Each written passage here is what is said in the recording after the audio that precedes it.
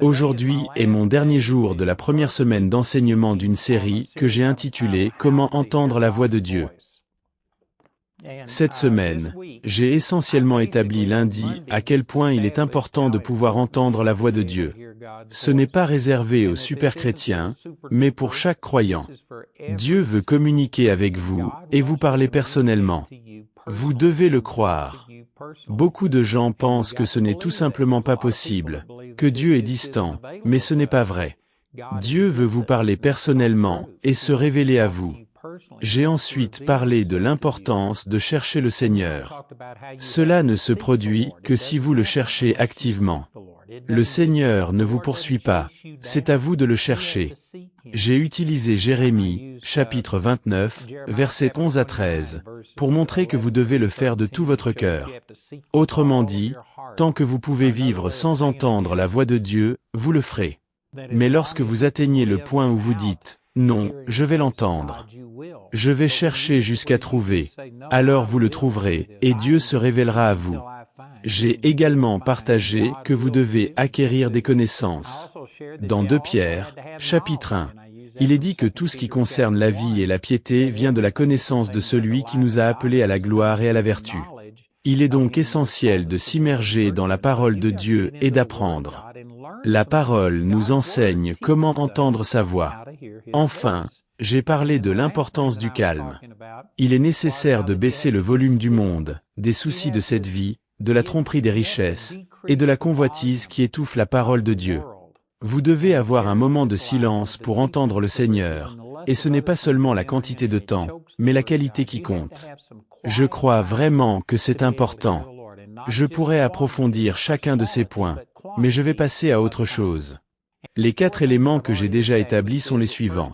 Premièrement, vous devez savoir que Dieu veut communiquer avec vous plus que vous ne le souhaitez. Vous devez le chercher, acquérir des connaissances dans la parole de Dieu et enfin, prendre du temps pour vous calmer et savoir qu'il est Dieu. Réduisez le bruit extérieur. Eh bien, ces points sont introductifs, mais ils sont très importants. Permettez-moi de partager ces versets du chapitre 10 de Jean. Jésus dit au verset 1, « En vérité, je vous le dis, celui qui n'entre pas par la porte dans la bergerie, mais qui monte par un autre chemin, celui-là est un voleur et un brigand. Mais celui qui entre par la porte est le berger des brebis. Le portier lui ouvre, et les brebis entendent sa voix. Il appelle ses propres brebis par leur nom et les conduit dehors. Lorsqu'il les a toutes fait sortir, il marche devant elles, et les brebis le suivent, car elles connaissent sa voix. Elles ne suivront pas un étranger, mais fuiront loin de lui, car elles ne reconnaissent pas la voix des étrangers. C'est puissant ce qu'il dit, mais en réalité, c'est l'opposé de l'expérience de la plupart des chrétiens.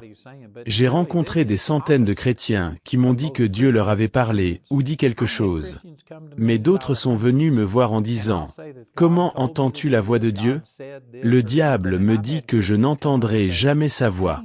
Le diable dit ceci ou cela. » Ils n'ont aucun problème à entendre la voix de l'étranger. Mais beaucoup de chrétiens affirment qu'ils n'entendent tout simplement pas clairement la voix de Dieu.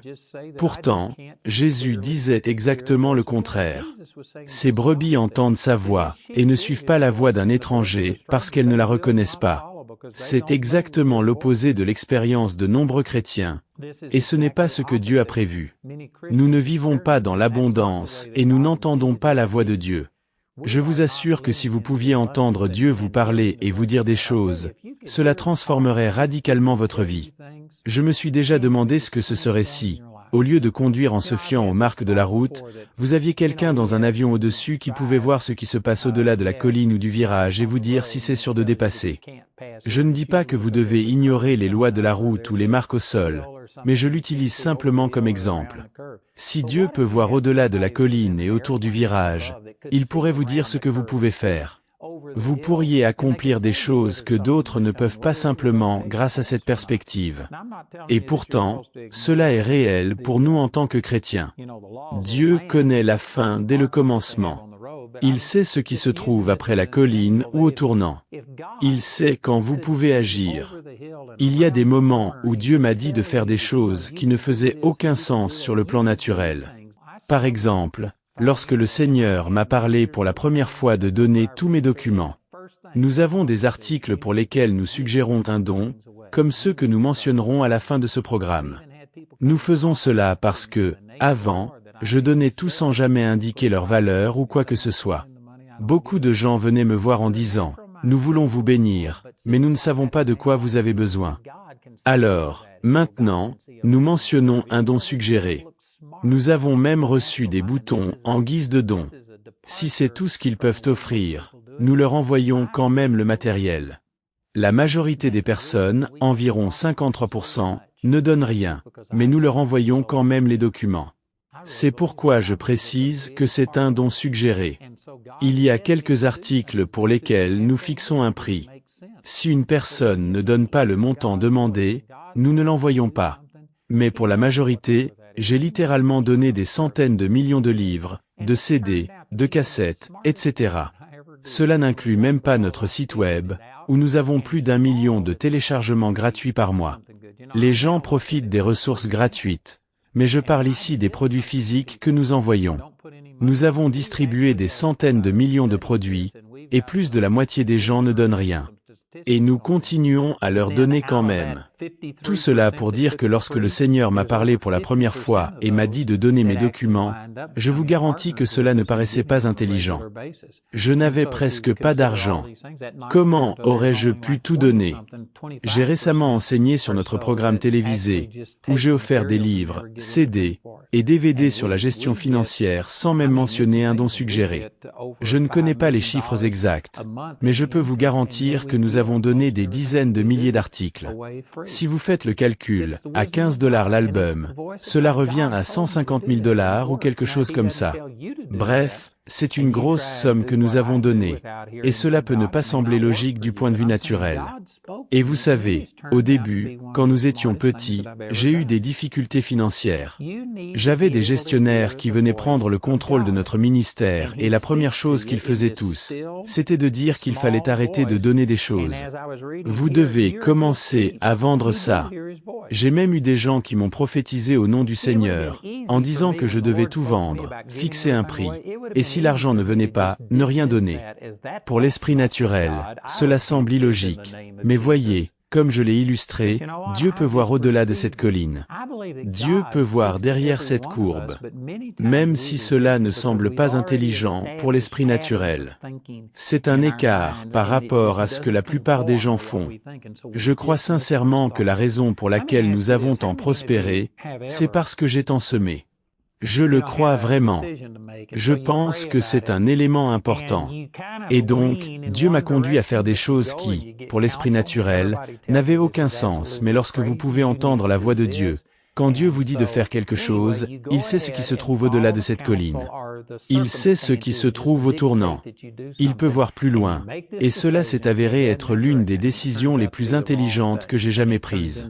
Ce n'est pas parce que j'avais compris que ce serait une bonne chose. Vous savez, je le vois maintenant comme un échantillon gratuit. Lorsque je donne quelque chose aux gens sans demander de l'argent, nous avons en fait étudié cela, et nous avons des statistiques dessus.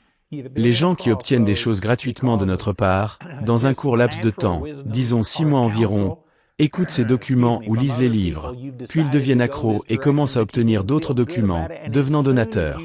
Comme je l'ai dit, 53% des personnes qui nous contactent obtiennent nos documents gratuitement au début.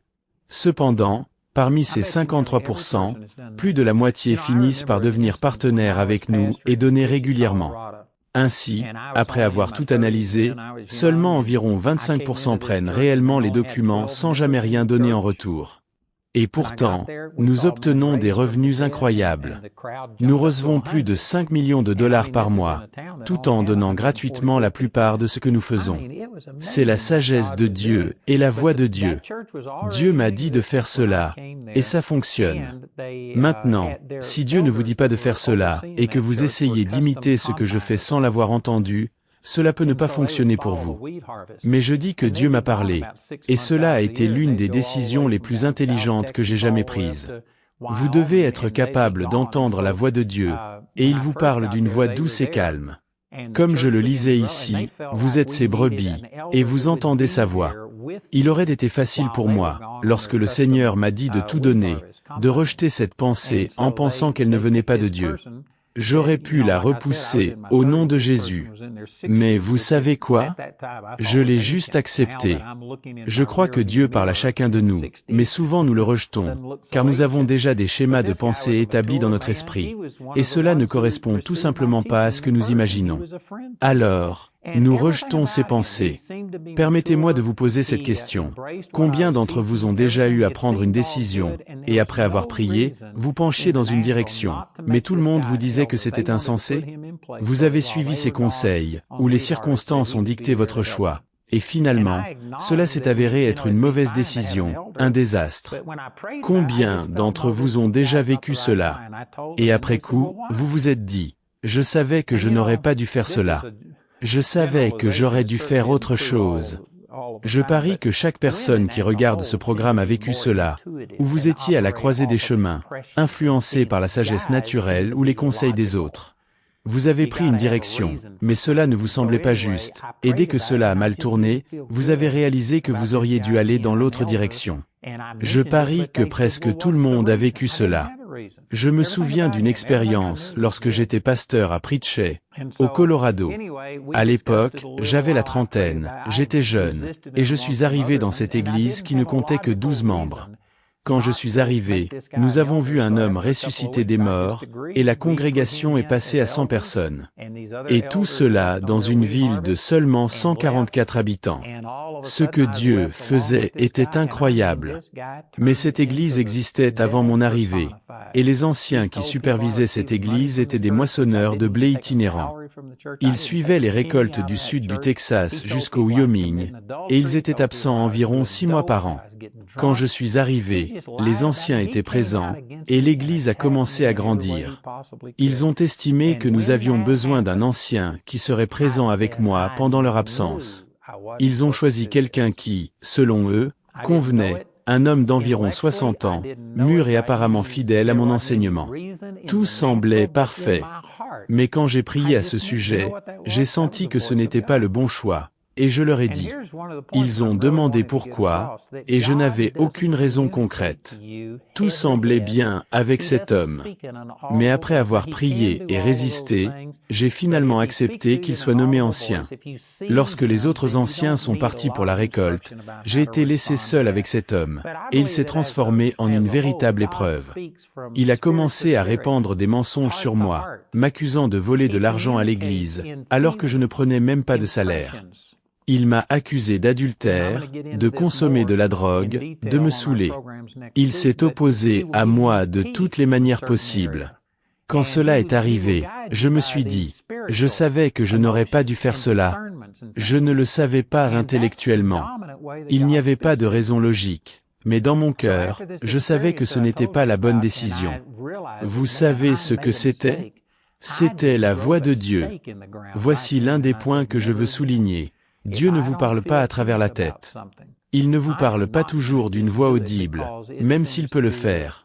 Si vous entendez sa voix de manière audible ou si vous le voyez, vous n'aurez pas besoin de beaucoup d'instructions sur la façon de réagir. Mais en général, Dieu parle d'esprit à esprit, de cœur à cœur.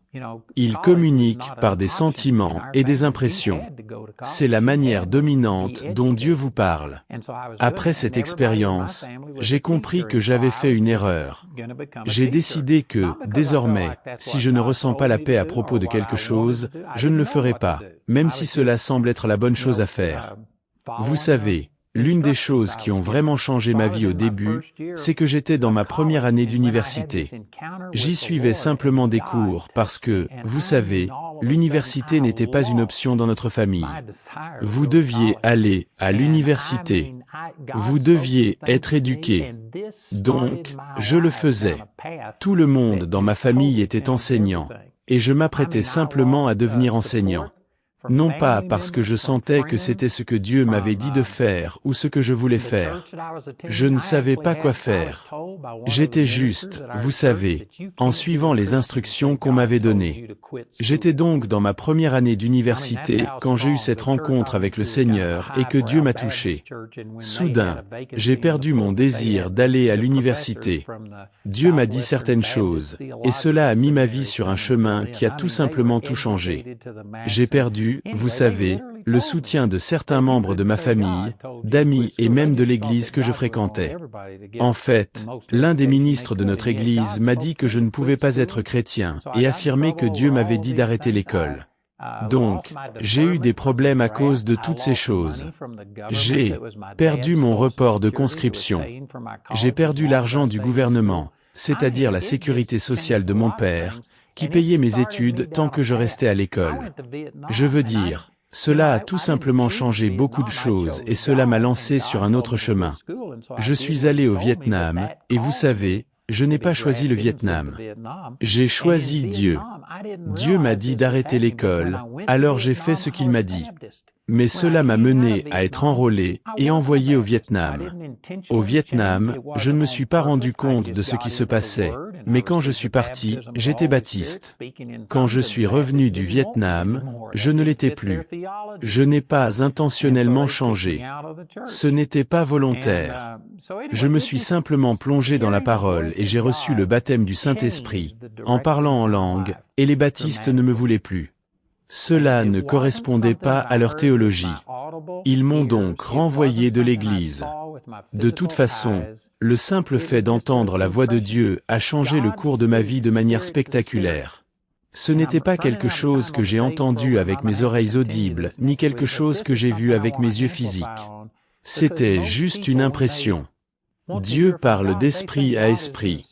Je manque de temps pour le programme d'aujourd'hui, donc je vais devoir continuer la semaine prochaine. Mais c'est un point que je veux amplifier, car la plupart des gens, quand ils veulent entendre Dieu, pensent qu'il va dire « Andrew » ou quel que soit votre nom, « Fais ceci, fais cela ». Mais ce n'est pas ainsi qu'il parle. Il communique d'esprit à esprit. Votre esprit discerne et connaît simplement les choses de Dieu. Et quand vous l'entendez, quand la pensée vous vient, ce n'est pas Andrew veut, mais je veux faire cela. Si vous n'y prenez pas garde, vous allez rejeter cela et penser simplement, eh bien, c'est juste moi. Non, c'est votre esprit né de nouveau. C'est Dieu qui communique, et votre esprit a l'esprit de Christ en lui. 1 Corinthiens, chapitre 2, verset 16. Vous avez l'esprit de Christ. Il est dit que vous savez toutes choses. 1 Jean, chapitre 2, verset 20. Nous avons une onction du Saint, et vous savez toutes choses. Votre esprit est en communion avec Dieu le Père et le Saint-Esprit, et votre esprit vous donnera des conseils. Mais il ne dira pas que fais ceci, il dira je veux faire cela. Votre esprit, si vous n'y prenez pas garde, vous rejetterez cela comme étant simplement votre raisonnement naturel. Mais non, c'est votre esprit. Maintenant, il y a quelques conditions à cela. Vous devez être capable de juger, car vous ne recevez pas seulement des impressions de votre esprit. Vous pouvez recevoir des impressions du diable, vous pouvez recevoir des impressions d'autres personnes, et des choses comme ça. Vous devez donc être capable de juger, et de bien distinguer entre toutes ces choses. Je parlerai de cela plus en détail la semaine prochaine. L'un des points que je voulais faire passer est que Dieu vous parle d'esprit à esprit. Votre esprit connaît simplement les choses. Il a des connaissances, et si vous le permettez, vous pouvez laisser votre esprit né de nouveau, rendre témoignage et vous montrer des choses. C'est la voix de Dieu. Dieu vous parle par votre esprit né de nouveau. Je pense que beaucoup de gens ne le reconnaissent tout simplement pas. Ils ne le discernent pas, tout comme l'exemple que j'ai donné. Je savais dans mon cœur que je ne devais pas faire de cet homme un ancien, mais je l'ai fait parce que je n'avais aucune raison logique de ne pas le nommer. Et dès que cela s'est effondré et s'est avéré être une mauvaise décision, j'ai su dans mon cœur. Comment le savais-je? C'était la voix de Dieu qui me parlait par mon esprit. Et Dieu fait exactement la même chose pour vous. Certains d'entre vous sont confrontés à des décisions en ce moment. Dans votre cœur, Vous avez une impression très forte, une connaissance que vous ne pouvez pas expliquer. Il n'y a pas de raison logique. Vous devez suivre ces impressions, avec quelques conditions. Vous devez être capable de les juger, et j'en parlerai dans le prochain épisode la semaine prochaine. Soyez bénis.